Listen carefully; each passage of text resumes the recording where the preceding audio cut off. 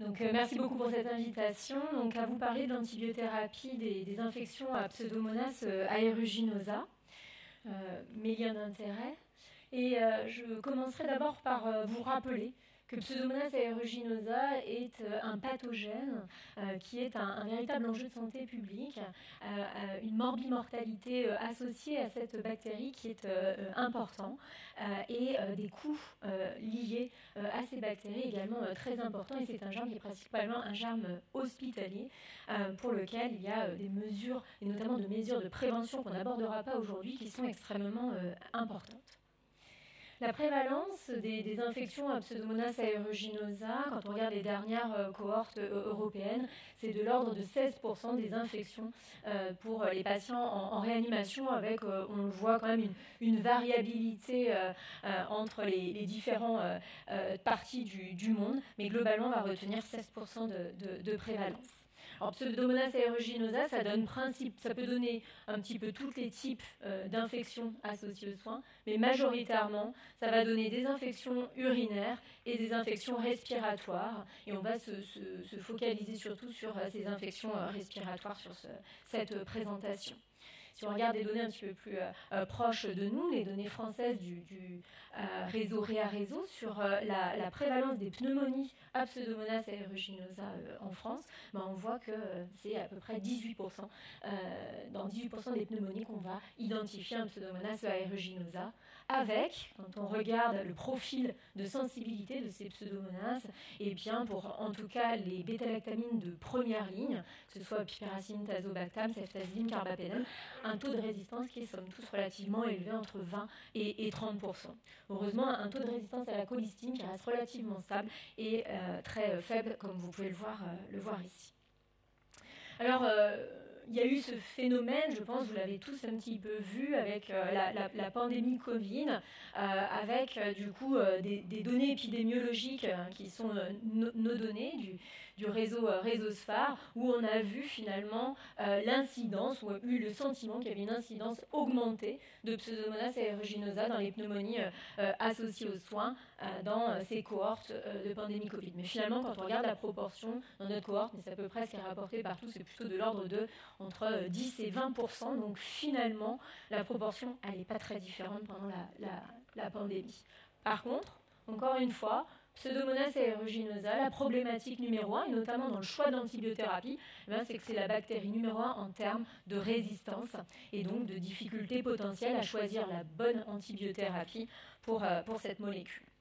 Et en effet, Pseudomonas aeruginosa est déjà naturellement quand même très bien équipé pour résister aux antibiotiques que l'on souhaiterait utiliser chez nos patients en probabiliste, avec notamment la céphalosporinase de type ANC, mais plein d'autres mécanismes et d'enzymes qui peuvent toucher plusieurs classes d'antibiotiques et qui expliquent que naturellement, Pseudomonas aeruginosa est résistant à un grand nombre de molécules qu'on ne va pas revoir toutes ici aujourd'hui. Puis en plus de ces mécanismes-là, il a une très grande capacité à acquérir des mécanismes de résistance qui vont venir, là encore une fois, rendre le choix d'antibiothérapie plus difficile, et notamment des mutations de porine qui vont empêcher l'antibiotique de rentrer dans la cellule, l'acquisition de bêta-lactamase, beaucoup de mécanismes d'efflux, et puis des mécanismes tels que les mutations d'ADN qui vont plutôt toucher les quinolones, ou la méthylation de l'ARN ribosomal qui là va plutôt toucher les aminosides. Donc en résumé, une bactérie qui a un potentiel de résistance à la fois naturelle et acquis qui est extrêmement important.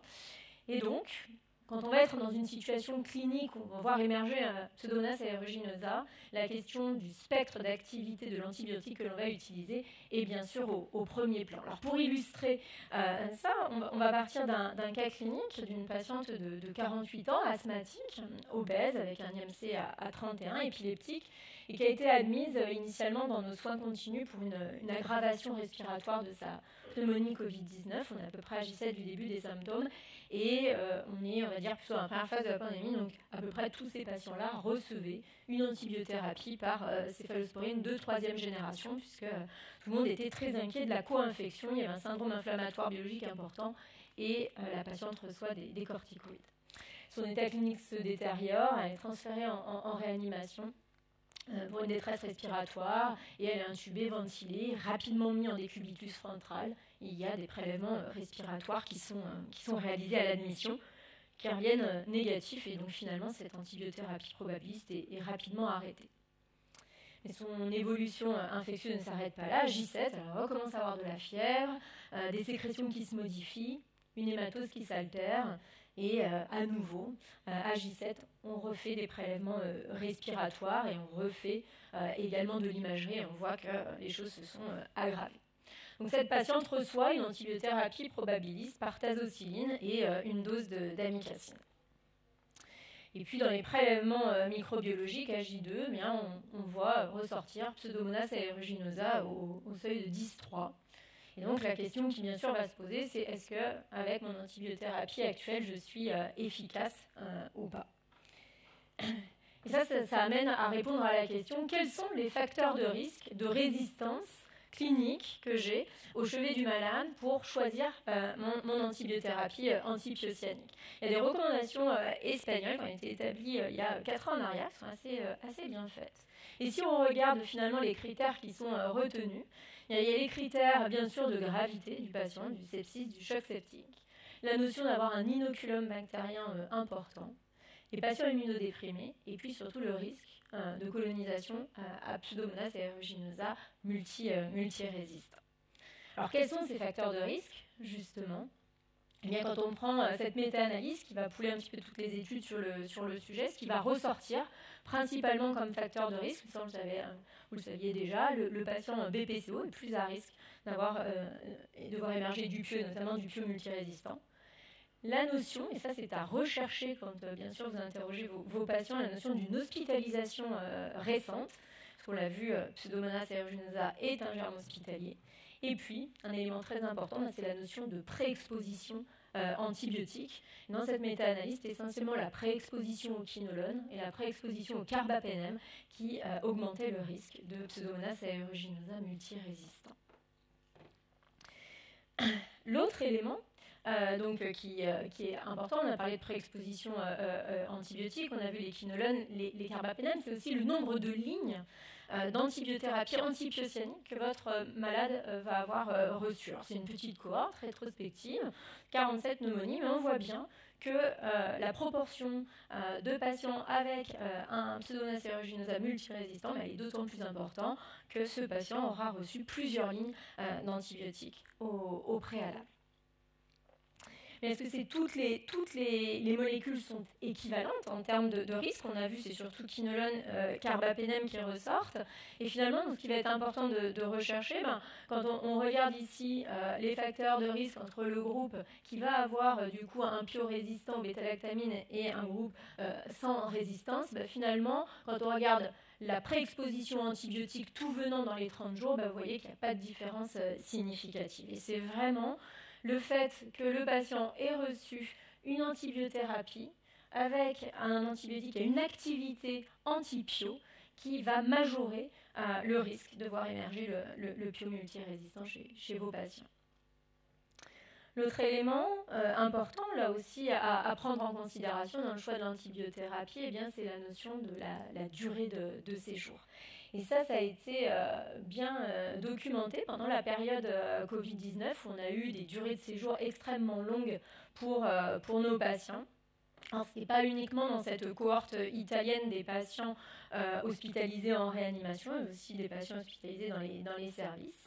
Et on voit que finalement, l'évolution de l'écologie de ces patients, elle va se modifier semaine après semaine passée à l'hôpital. Et on voit représenter en bleu la proportion ici de bactéries dites les bégènes non fermentantes, dont le pio, qui va augmenter de façon significative au-delà de la première semaine d'hospitalisation et qui va être de l'ordre de 20% au-delà du premier mois passé en hospitalisation, ce qui a été quand même le cas d'un certain nombre de nos patients Covid-19. Alors si finalement on revient pour notre patiente à cette recherche de facteurs de risque, elle n'a pas de signe de choc septique, elle n'est pas immunodéprimée, a priori elle a reçu antérieurement des C3G qui ne sont pas des molécules, on l'a vu au départ, qui agissent sur le PIO, donc on peut penser que chez cette patiente-là, on n'a pas de risque d'avoir un PIO multirésistant, et finalement quand on regarde les antibiothérapies de première ligne qui sont préconisées, le méropenem, piperacillin tazobactam ou ceftazidime font l'affaire associés à un aminoside ou à une quinolone.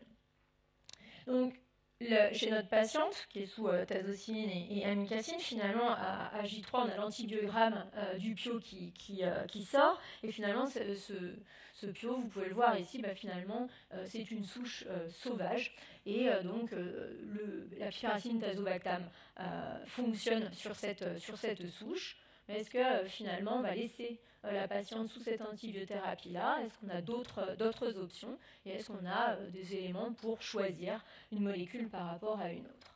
Finalement, il n'y a pas beaucoup de travaux qui ont comparé ces différentes molécules de première ligne. On a ce travail-là récent, publié dans CID, où finalement, il comparait ceftazidime, piperacillin tazobactam ou carbapenem sur des outcomes cliniques de mortalité, d'efficacité, de succès clinique. Et finalement, on voit qu'il n'y a pas de différence significative entre ces différentes molécules pour traiter Pseudomonas aeruginosa. Donc finalement, l'élément peut-être à prendre en considération là, c'est la charge bactérienne, l'effet inoculum.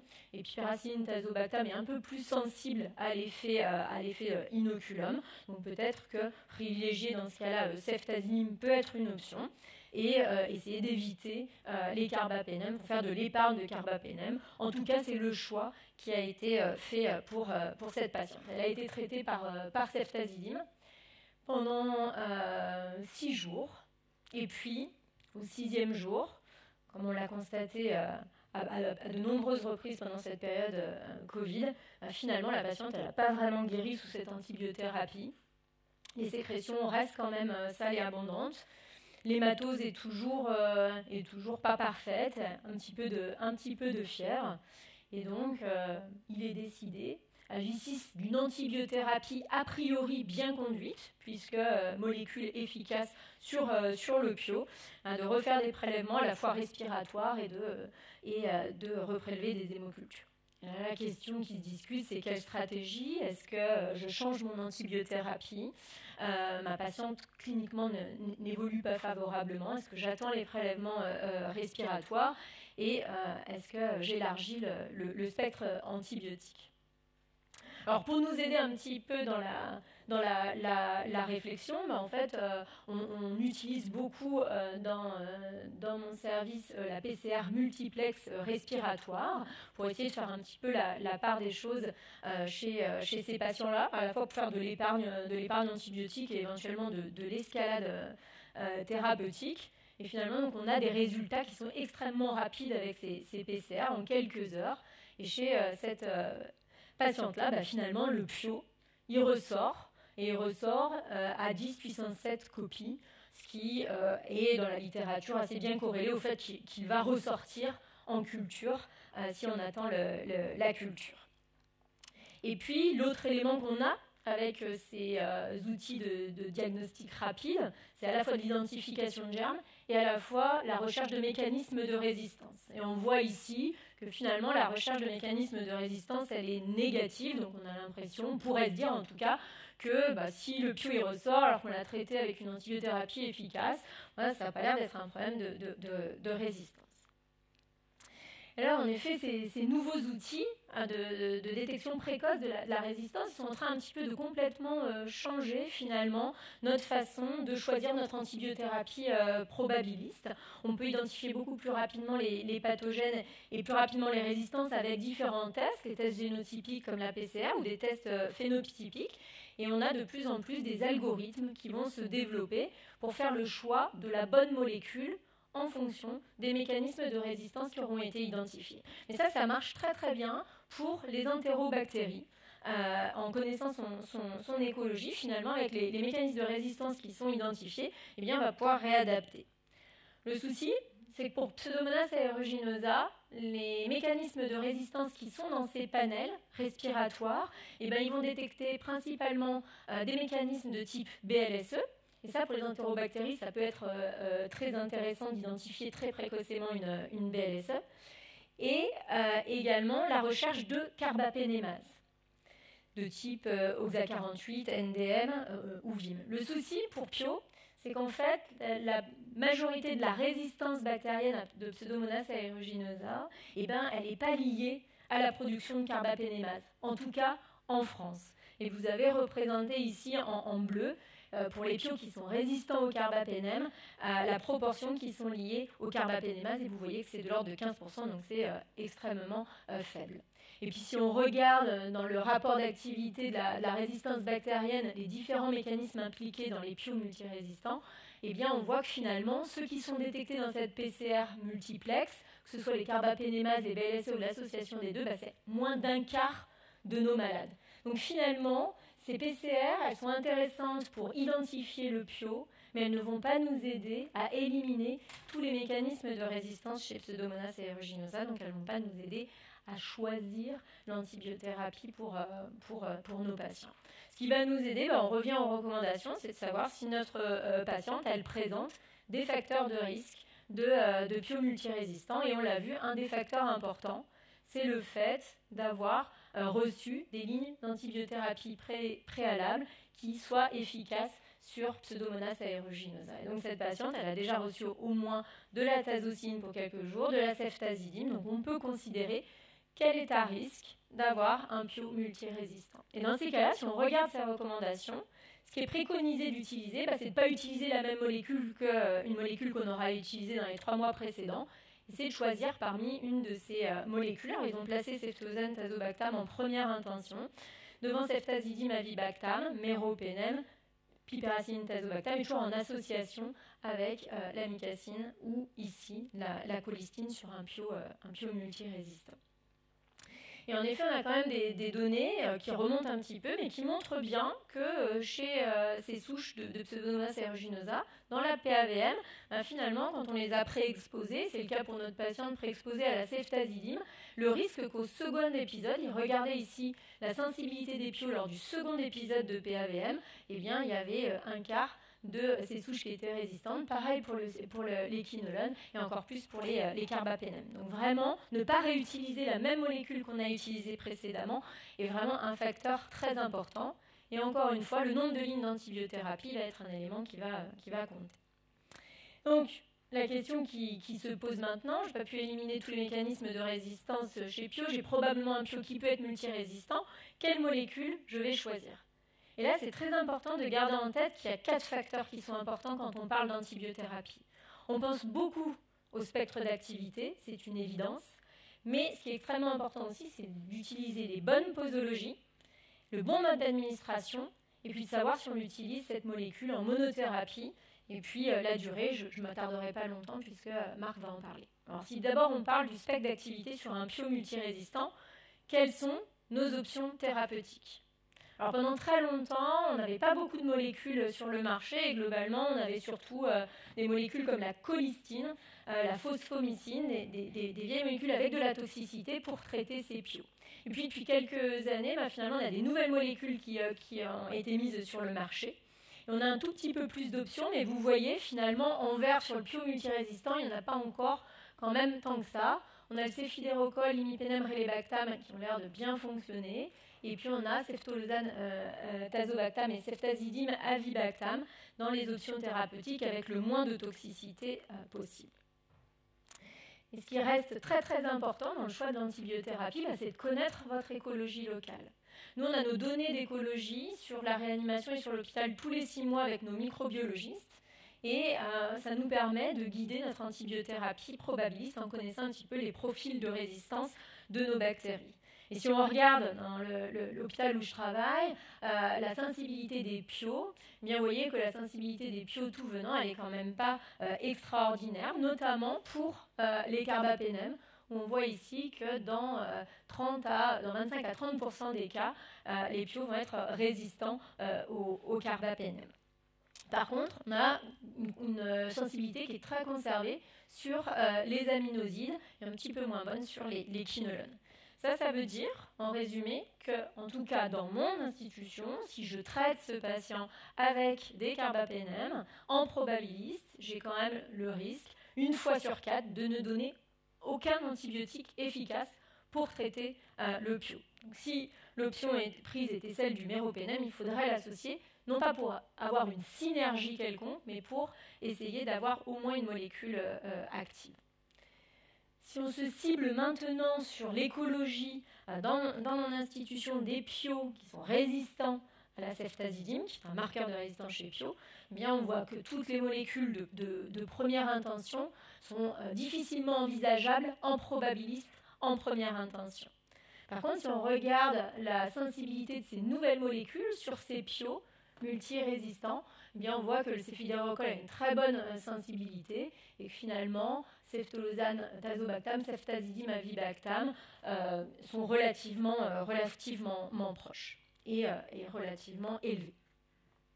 Alors si on revient à notre patiente, finalement on a le rendu de l'antibiogramme du Pseudomonas aeruginosa et on voit qu'on a un certain nombre d'options thérapeutiques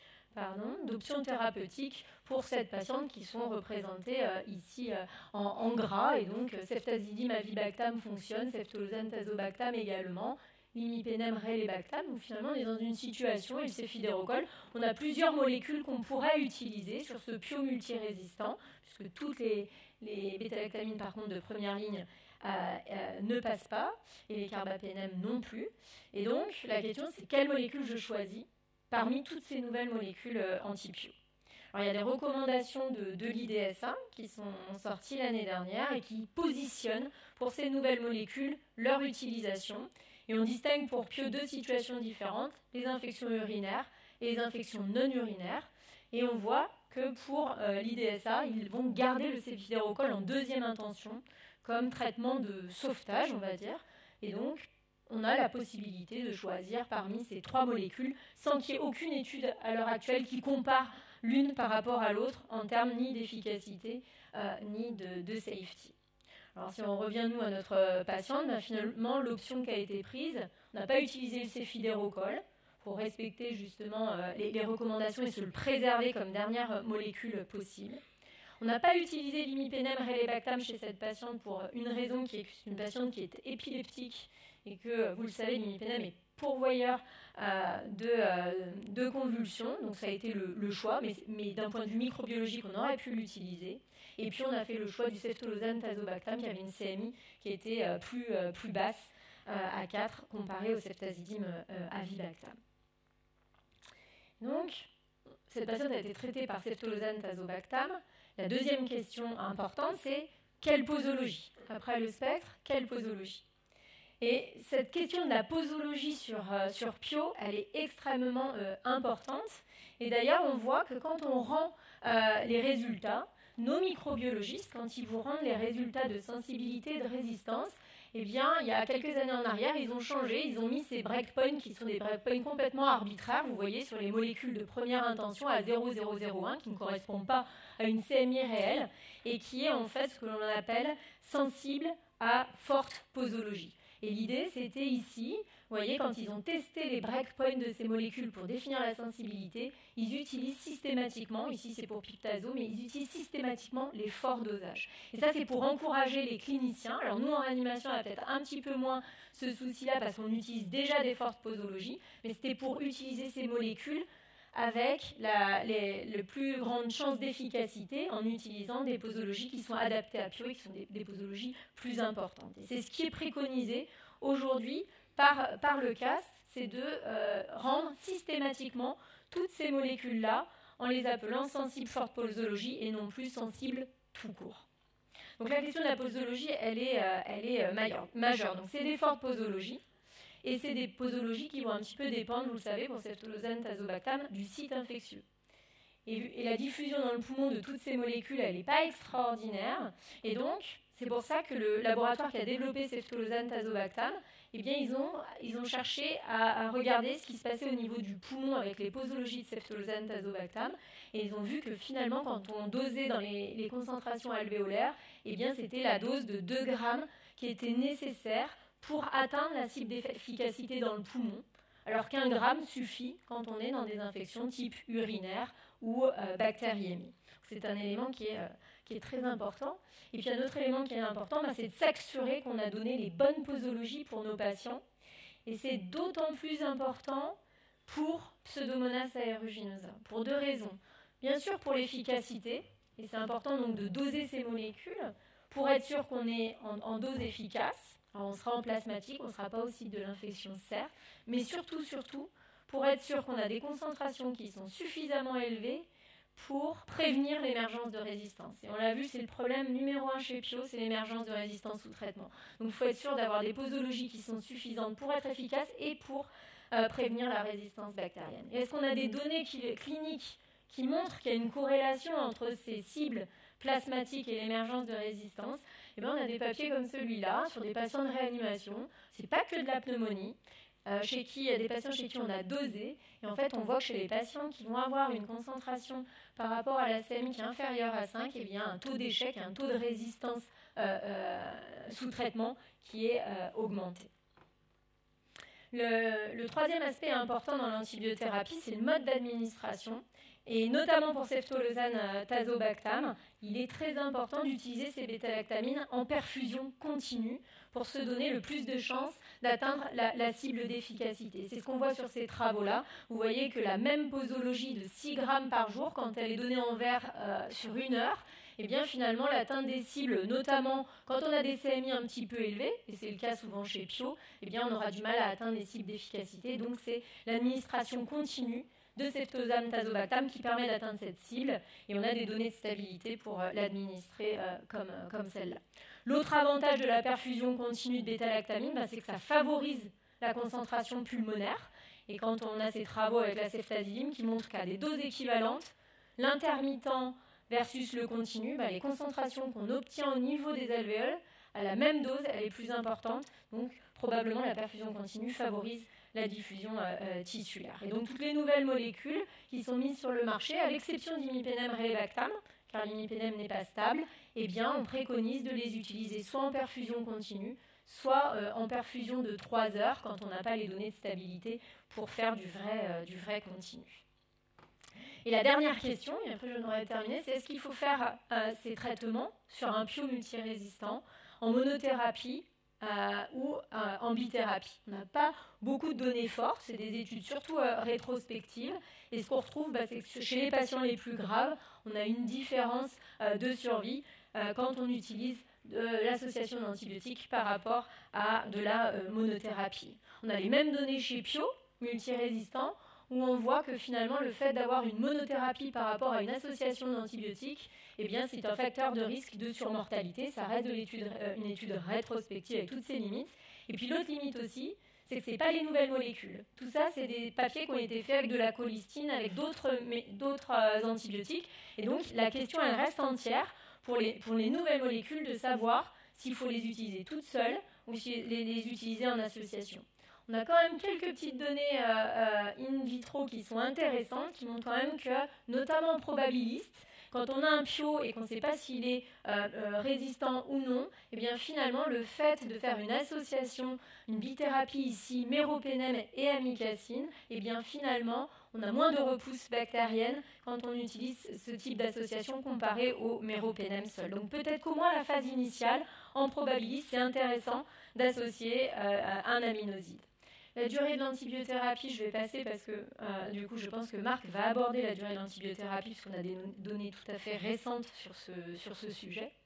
Et puis juste pour terminer, la problématique de Pio et des échecs et de ces récurrences qu'on a observées, notamment au cours de la pandémie Covid, est probablement liée pas que à la problématique de la dose, de la diffusion de nos antibiotiques, mais également au fait que Pseudomonas aeruginosa a une capacité majeure à produire du biofilm.